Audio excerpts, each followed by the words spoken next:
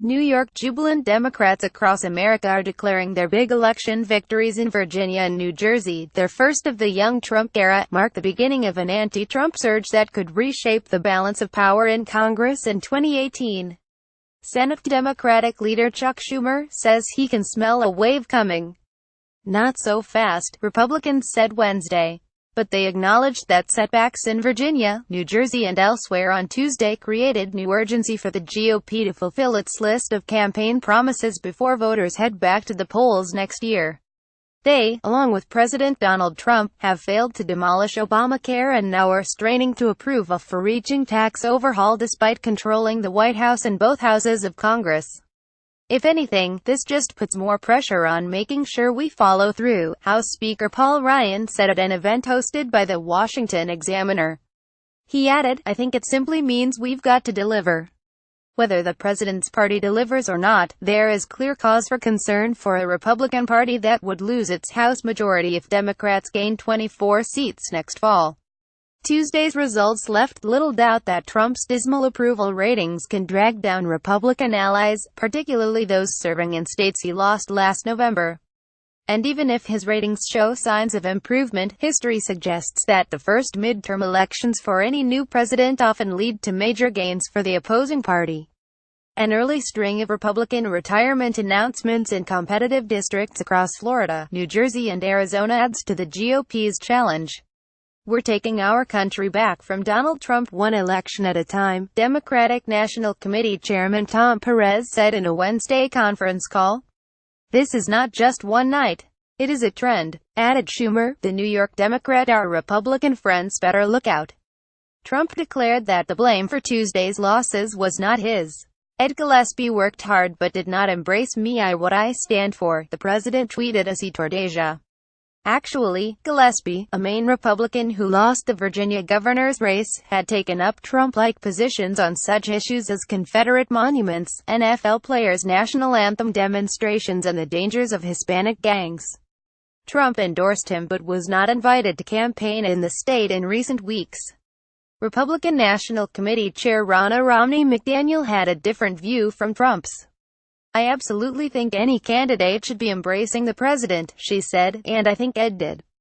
As for Tuesday's longer-term significance for the Democrats, both parties' leaders know that much can change in the year before voters decide the 2018 midterm elections.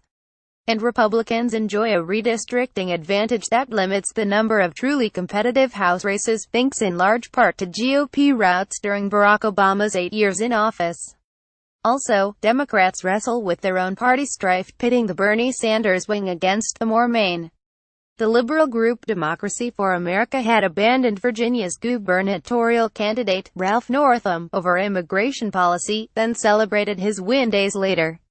"The plus of a tidal wave like this is it washes away the stains of all the campaigns," Charles Chamberlain, DFA's executive director, said in an interview. Republican Party leaders also expect their political outlook to improve dramatically once the gobbled Congress takes action on taxes or health care. Based on Tuesday's results, they need to act quickly. Governors' races in Virginia and New Jersey, where Phil Murphy will replace Republican Chris Christie, were perhaps the most consequential, but Democrats also celebrated victories in Maine, where voters slapped the state's Republican governor, a Trump ally, by backing a measure to expand Medicaid coverage under Obama's healthcare law. Manchester, New Hampshire, elected its first Democratic mayor in more than a decade.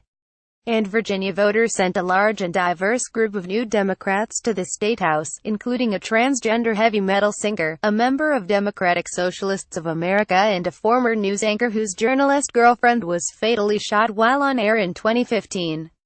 The results were particularly troubling for Republicans serving in suburban districts in states Trump lost last fall. Schumer singled out by name one of the most vulnerable House Republicans in the nation, Rep. Barbara Comstock, whose Northern Virginia district lies just west of Washington. Roughly 2 of 3 voters in the counties that primarily make up Comstock's district backed the Democrat in this week's governor's race. Sensing opportunity, more than a half-dozen Democrats have already lined up to challenge her. A spokesman for Comstock said Democrats have regularly underestimated the two-term congresswoman. Barbara has always overperformed and that won't change in 2018, said political director Ken Nunnenkamp. Trump's team concedes the Republican Party's suburban challenges but predicts voters will bounce back once Congress begins to enact his agenda. Embedded in that diagnosis, however, is a warning for Republican lawmakers that continued inaction could be disastrous. Republican Sen. Tom Tillis of North Carolina acknowledged the urgency for his party to produce results.